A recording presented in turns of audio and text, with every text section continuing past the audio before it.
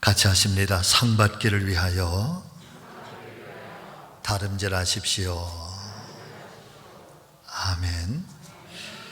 오늘 말씀의 이 제목을 통해서 함께 은혜 받는 귀한 아침 되기를 소망합니다. 우리나라의 고사 성어 중에 귀여 초심이라고 하는 말이 있습니다. 무슨 일을 시작할 때 처음 마음에 품었던 그 생각, 처음에 품었던 그 뜻을 가리켜 초심이라 말한다면, 귀여라고 하는 말은 당시에 품었던 그 초심과 초심의 뜻을 혹여나 지금 흐트러지지는 않았는지 또 느슨해져 있는지 않았는지 다시 한번 마음을 단단하게 잡아본다. 그래서 귀여 초심, 다른 말로 표현을 드리면 처음 마음으로 다시 돌아가라 라고 하는 의미가 바로 귀여 초심이라고 하는 가르침인 것입니다.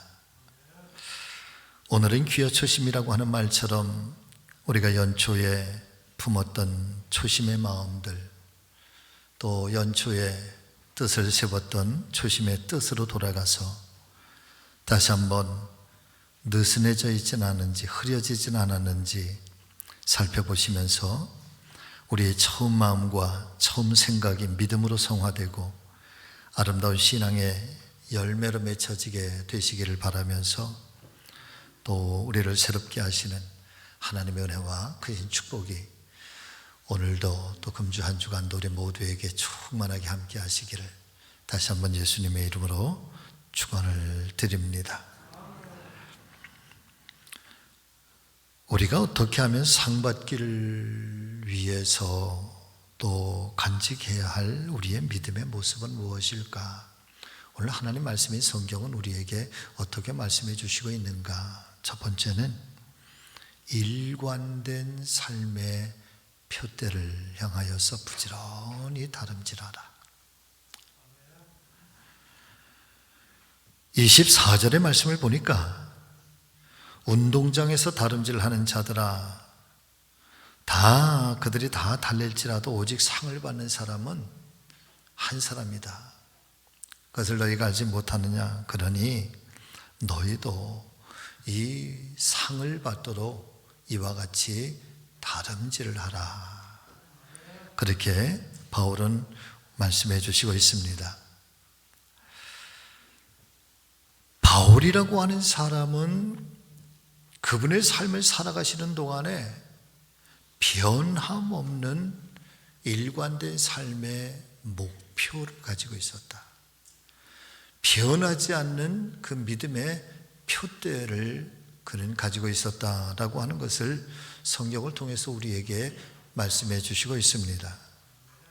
막연하게 예수의 복음을 쫓아서 산 사람이 아니고, 막연하게 전도자로 산 사람이 아니라, 내가 무엇을 위해서 달려가야 되는지, 어디를 향해서 달려가야 되는지 거기에 대한 믿음의 표대, 그 다음에 삶의 목표가 아주 분명하게 정해져 있어서 그 표대를 향해서는 심지어 자신의 목숨이 위협을 받는다거나 혹은 순교를 당하는 그런 순간까지도 바울은 자신의 믿음의 표대가 흔들리지 않았음을 우리에게 말씀해 주시고 있는 것이죠.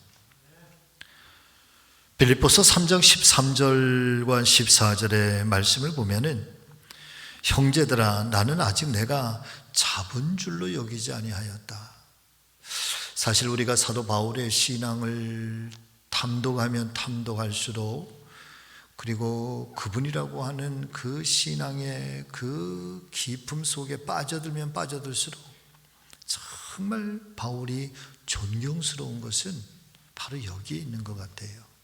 특별히 이 말씀에 형제들아 나는 아직 내가 잡은 줄로 여기지 아니하였다. 위대한 신앙의 사도, 인류 역사상 오직 예수 그리스도의 주신 사명과 복음을 위해서 전심 전력 달려갔던 전도자, 말씀이 자신의 삶 속에서 일치되기를 끊임없이 고민하며 잠시라도 자신이 그 말씀에서 벗어났을 때에는 오호라 내가 얼마나 곤고한 사람인가, 그렇게 고통스러워하면서 몸부림치면서 자기가 스스로 정결하기를 원했던 그런 바울의 신앙, 그런 그가 말이죠, 나는 아직 잡은 줄로 여기지 않았다. 달리 말씀을 드리면 내가 그리스도인이지만 나는 아직 완전한 그리스도인에 이르지도 못하였고, 내가 예수님을 믿고 예수님을 따른다고 하지만은 그러나 나는 아직 멀었다, 그렇게 고백을 하고 있는 것입니다. 그러면서 오직 한 일, 즉 뒤에 있는 것은 잊어버리고 앞에 있는 것을 잡으려고 표대를 향하여 그리스도 예수 안에서 하나님이 위에서 부르신 부름의 상을 위하여 나는 달려가노라. 한때는 최고의 영광과 최고의 명성으로 세상에서의 성공 가도를 달릴 수 있는 그런 모든 조건이 완벽하게 갖추어져 있었던 사람이었습니다. 그런 그가 예수 그리스도를 영접하고 주님의 종으로서의 사도가 된 이후에 예수님을 증거하고 예수님을 믿는다는 이유 단 하나만 가지고도 그는 생명의 위협을 당하기도 하고 험악한 시련과 또 고통을 겪기도 하였습니다. 그럼에도 불구하고 바울은 지나온 그 많은 일들이 내가 가야 할 믿음의 걸림돌이 돼서 걸려 넘어지지 않도록 나는 뒤의 것은 잊어버리고 오직 앞에 있는 표대만을 바라보고 달려간다.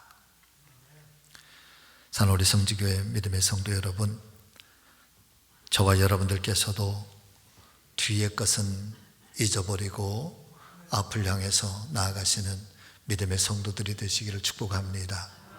물론 뒤의 것에는 영광스러운 일들도 있었을 것이고 또 때로는 뒤의 것이 실패와 실수와 좌절의 그런 순간들도 있었을 것입니다.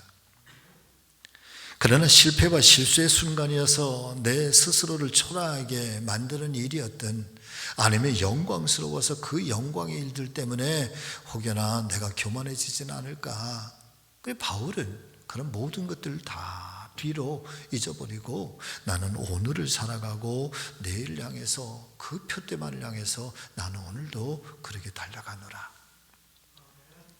자, 그렇다면 사랑하는 성도 여러분들이요, 바울이 잡으려고 했었던 이 앞에 있는 표대라고 하는 것이 과연 무엇이었을까요? 그것은 그의 고백처럼 예수 안에서 하나님이 위에서 부르신, 여러분 같이 하십니다, 부름의 상급. 아멘. 그리스도 예수 안에서 하나님께서 나에게 그 위에서 끊임없이 부르시는 그 부름의 상급을 위해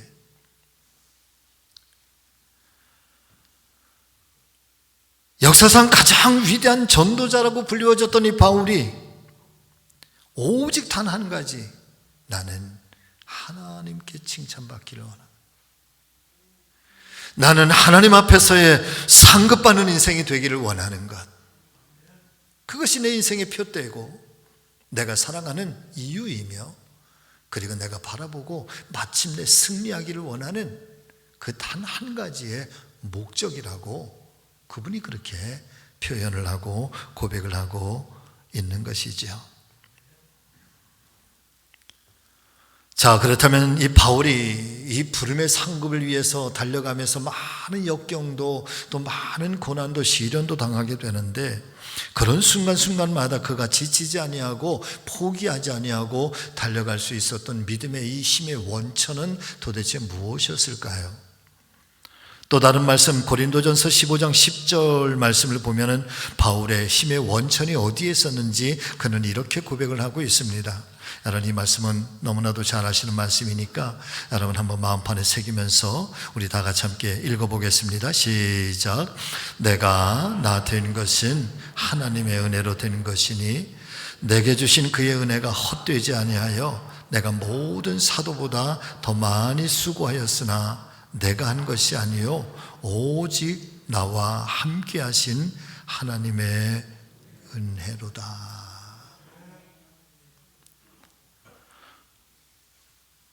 바울이 바울 되게 하신 것은 오직 하나님의 은혜 때문이다.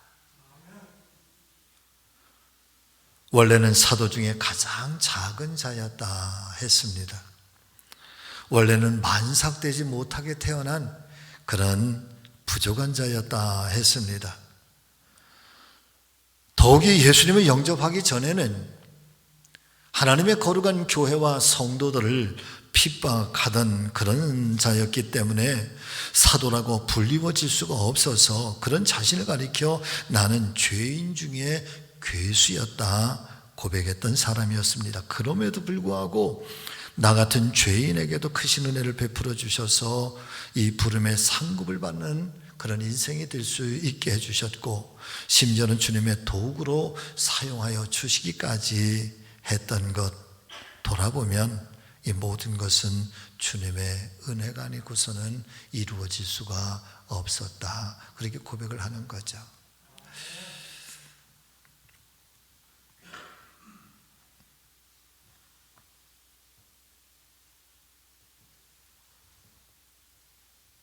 삶의 여정이라고 하는 것이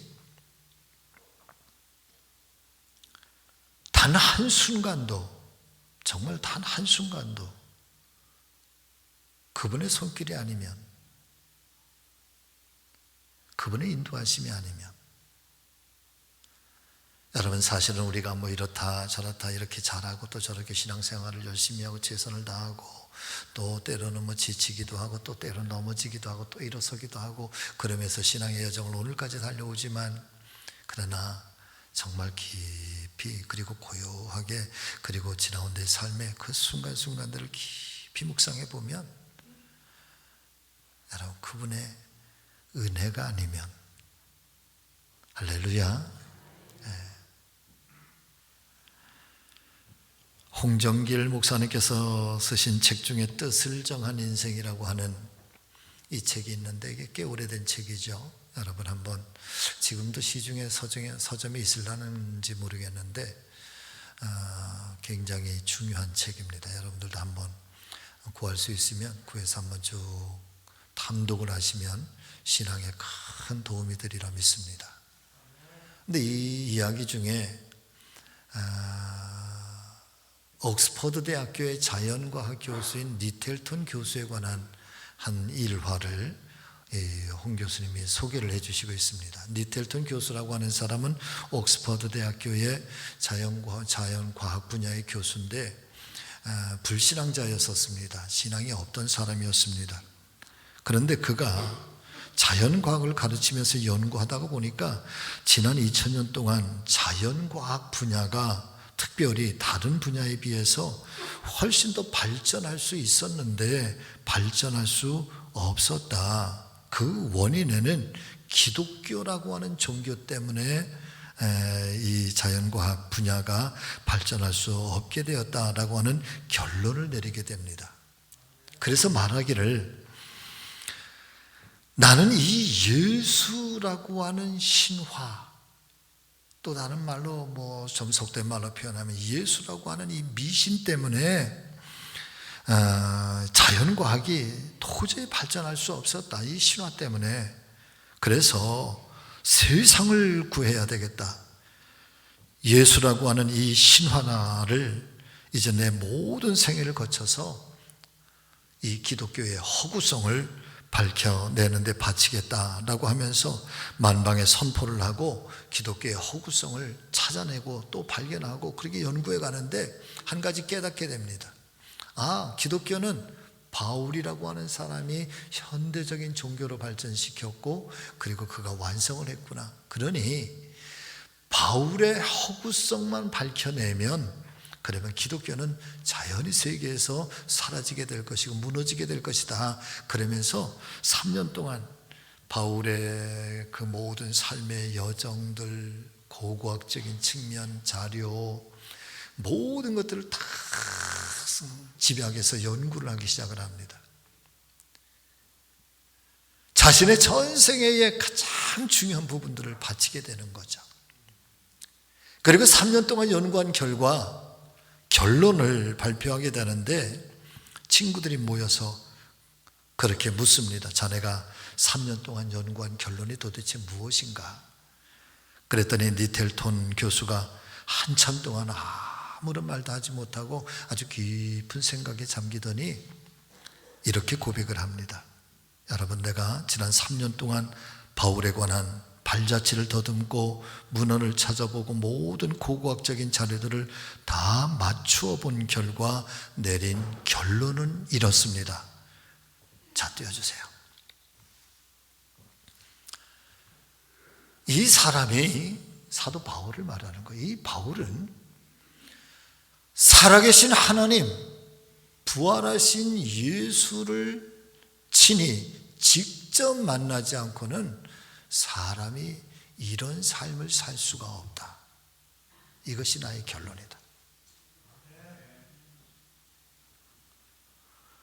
바울을 집약해서 온 마음을 가지고, 아니 오히려 비판적인 시각과 그런 눈을 가지고 바울을 연구하고 또 연구하고 또 연구해 보았더니 이 사람은 진짜 하나님을 만난 사람이 아니고서는, 진짜 부활하신 예수 그리스도를 만난 사람이 아니고는 사람은 이런 삶을 살 수가 없다. 그러면서 그가 연구했던 바울의 모든 것들을 여러분 다 통틀어서 오히려 이제 바울의 회심이라고 하는 기독교 역사에 아주 중요한 여러분 책을 그가 발간을 하게 됩니다. 신학 서적의 넘버1.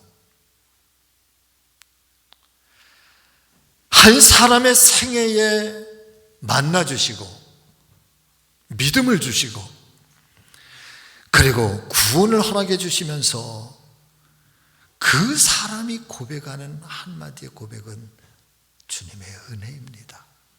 하나님의 사랑 때문입니다. 그래서 나는 어떤 고난이 오고 어떤 시련이 오고 때론 생명의 위협이 오고 어떤 위협이 내게 그렇게 가여온다고 할지라도 내가 변할 수 없고 내가 놓을 수 없는 것은 내가 그분의 그 은혜를 내가 결코 배반할 수가 없다는 거예요. 그래서 나는 오늘도 믿음의 표대 그분께서 위해서 내가 만날 때 그분 앞에서 받을 내가 이 부름의 상급을 위해서 내가 오늘도 달려가노라.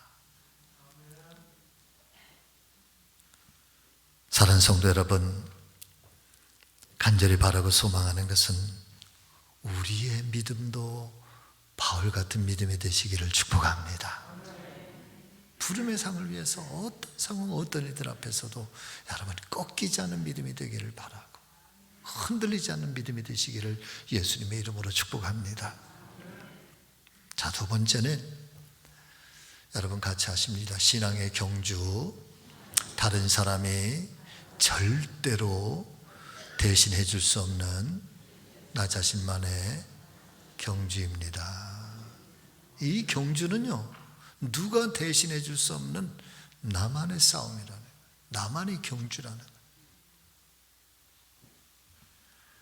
하이패밀리의 송기론 목사님 가정치유 세미나 중에 한 이야기인데 이런 이야기가 있더라고요. 요즘에 외국 사람들이 한국에 이렇게 오시게 되면 한국 사람들한테서 정말 깜짝 놀라는 세 가지가 있다는 거예요. 첫 번째가 뭐냐 하면 한국의 여자분들은요 가면을 쓰고 산다는 거예요. 가면을 쓰고 산다는 거예요. 머리에는 모자를 쓰고 눈만 빼꼼하게 내놓고 얼굴 여기 전면을 다 가리고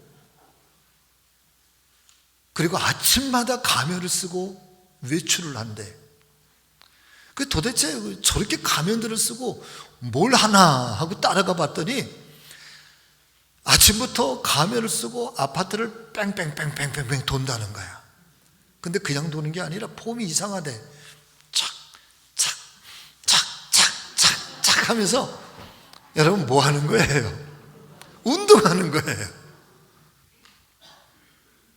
두 번째 놀라는 게 있는데 한국 사람들은 전국에 있는 맛집이라고 하는 맛집은 다 꿰차고 있다는 거예요.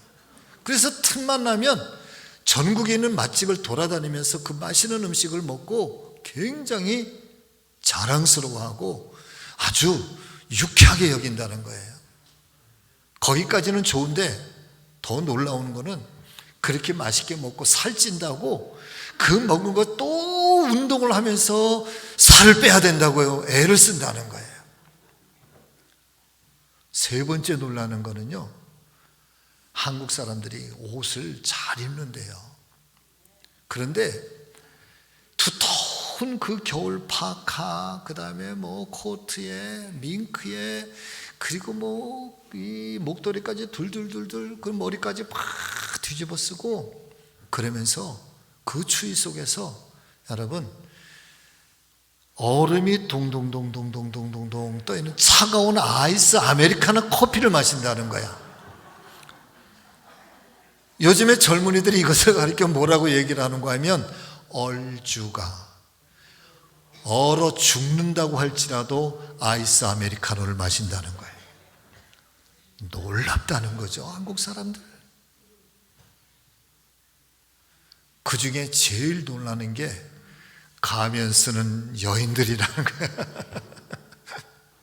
그러면서 여러분, 한 가정이 어떻게 행복할 수 있는가, 부부가 어떻게 행복할 수 있는가, 갈등과 분열을 어떻게 치유할 수 있는가라고 이야기를 하는데, 여러분 같이 하십니다. 남편은 머리입니다.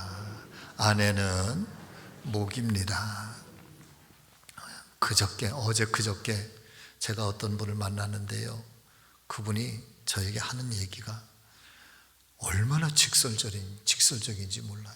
조금 좀 돌려서 얘기를 하면 제가 좀 위로를 좀 받았을 텐데, 제가 상처를 받았어요. 그 한마디.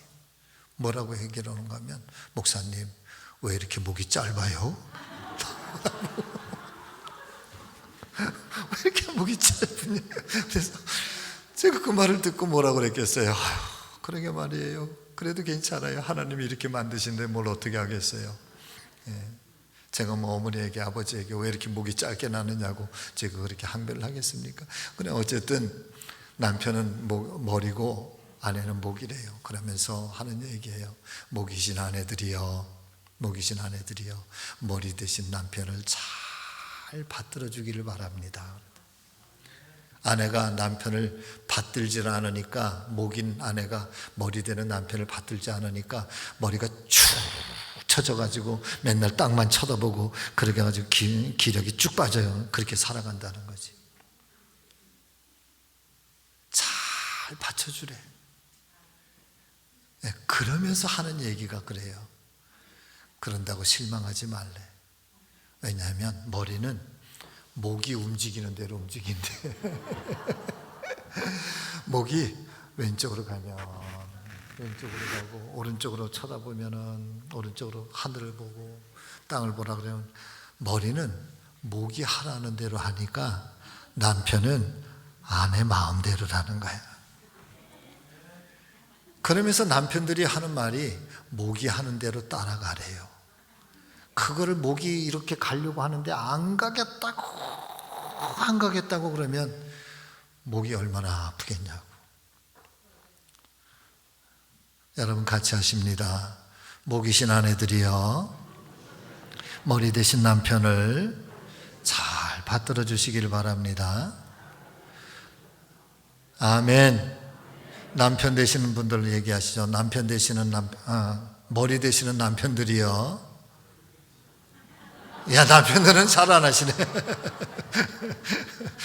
목의 뜻대로 좀 잘 따라 주시기를 바랍니다. 네. 그러면 행복하대요. 그러면 가정이 평온하대요. 자, 그런데 사랑하는 성도 여러분, 그렇게 아무리 금슬이 좋은 부부라고 할지라도, 그러나 주님 앞에서의 부름의 상급은 철저하게 각자의 신앙의 경주인 것을 믿으시기를 바랍니다. 그래서 사도 바울이 결론을 내리는데 이런 결론을 내려요. 자, 27절의 말씀. 내가 내 몸을 쳐서 복종하게 하면 내가 남에게 전파한 후에 내 자신이 도리어 버림을 당할까 두려워함이라. 내가 다른 사람을 위해서, 다른 사람의 구원을 위해서, 다른 사람의 유익을 위해서 내가 복음을 전하는 일에 최선을 다하고 열심을 다하지만, 그러나 내 스스로 내 자신의 신앙의 경주를 소홀하게 했을 때 오히려 남은 유익하게 했을지 모르지만 내 자신이 버림을 당할까 나는 두렵다는 거예요. 그래서 26절의 말씀에 보면은 내가 이 신앙의 경주를 하는데 향방 없는 것 같지 아니하였고, 내가 이 신앙의 경주를 하는데, 싸움을 하는 데 있어서 허공을 치는 것처럼 그렇게 하지 않았다는 겁니다. 분명한 내 신앙의 길을 가기 위해서 내가 이 목표를 향해서 나갈 때 허공을 치는 것 같지 아니하고, 그리고 분명한 신앙의 여정을 정하고 그렇게 갔다. 그렇지 않으면 내가 다른 사람들에게는 유익을 주었을진정, 다른 사람에게는 복음을 전하였을지언정, 그러나 내가 나를 다스리고 내가 나를 잘 지키지 못해서 내가 버림을 당할까, 나는 그것을 두려워한다. 결국에는 여러분, 신앙의 경주는 자신의 경기고 자신과의 싸움이고, 그리고 자신과의 신령한 영적인 이 전쟁에 자기를 이기는 것이고, 자기를 가꾸는 것이고, 자기를 아름답게 다스리는 것임을 깨닫게 되시기를 바랍니다. 그러지 못하면 패하게 되는 거죠.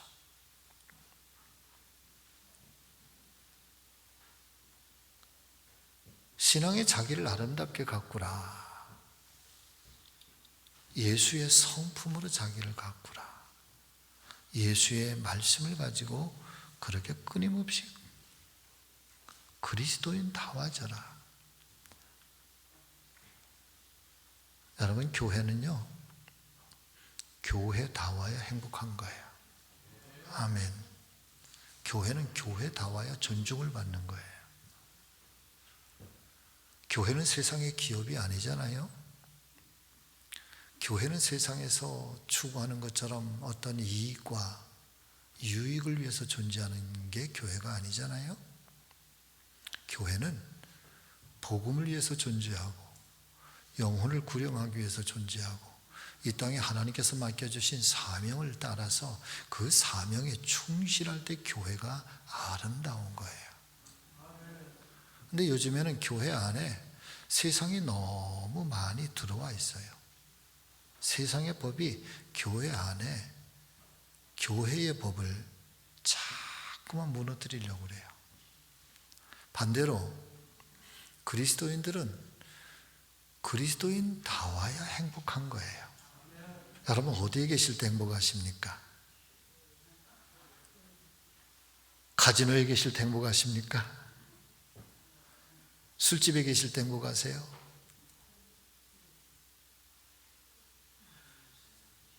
그리스도인들은요, 예배를 드릴 때가 가장 행복한 거예요. 이때가 가장 평온한 거예요. 그래서 그리스도인이 그리스도인다울 때가 행복한 거고, 그래야 세상이 그리스도인들을 두려워합니다.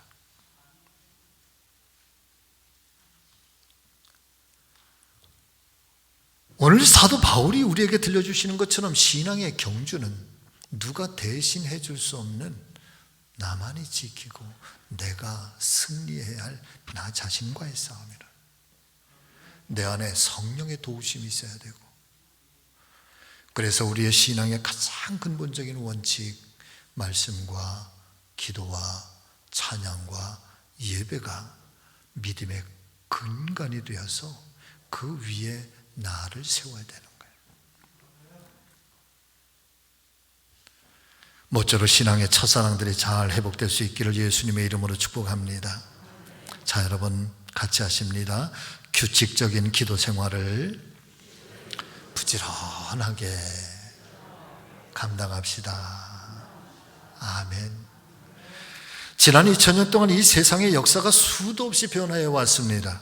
수많은 진리라고 하는 것들이 나타났다가 사라지고 또 진리라고 나타났다가 사라지고, 자, 그런데 거짓과 불신은 언제나 흔적도 없이 사라져버렸습니다. 여러분, 나라와 민족의 흥망성쇠도 있었습니다. 자, 그럼에도 불구하고 단 한 번도 변함없이 선포되어지고 끊임없이 이어져온 이 변함없는 은혜와 축복의 하나의 명제가 있는데, 변하지 않는 주제가 하나 있었는데, 여러분 같이 해보실까요? 기도하는 사람은 망하지 않습니다. 아멘. 기도하는 사람은 망하지 않는다는 것이 변함없는 진리라는 거예요. 기도하는 사람 하나님께서 절대 망하지 아니하도록 하나님이 세우신다는 거예요. 기도하는 사람은 하나님이 절대로 부끄럼 당하지 아니하도록 하나님은 놓지 아니하신다는 거죠. 기도하는 사람은 언제든지 죽음의 길에서도 살아날 길이 열려지는 것이고, 슬픈 사람이라고 할지라도, 눈물이 많은 사람이라고 할지라도, 인생의 곤고함 중에 있는 사람이라고 할지라도, 살아계신 하나님께서는 기도하는 사람 여러분 반드시 축복해 주신다는 거예요. 이것은 기독교 신앙의 변함없는 진리고, 아무리 세월이 오랜 세월 흘러간다고 할지라도 하나님의 이 약속은 변함이 없었다는 거예요. 그래서 하나님의 사람들은 규칙적인 기도의 삶을 살아.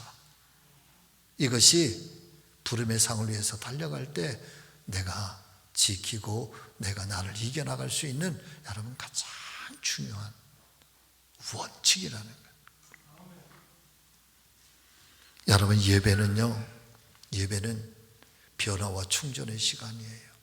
삶에 지치고 고달팠던 모든 삶의 순간순간들이 하나님의 집에 함께 예배를 드리면서 하늘로부터 주시는 이 은혜와 말씀과 성령의 역사를 경험하면서 에너지를 충전하고 또 세상을 향해서 또 도전하면서 달려나갈 수 있도록 이 힘의 원천이 예배예요. 예배를 통해서 우리 모두가 세임을 얻고 또 세상을 향해서 담대해지신 우리 모두가 되시기를 예수님의 이름으로 축복합니다. 기도는 하나님과 우리 사이에 연결된 생명의 탯줄이라는 거예요. 어머니와 태아가 탯줄을 통해서 공급을 받고 그러면서 성장하고 그렇게 자라나는 것처럼, 여러분 기도는 하나님과 우리 사이에 연결된 이 생명의 탯줄, 축복의 탯줄, 영혼의 탯줄이에요. 이게 끊어지면 우리의 영혼은 죽게 되는 거죠.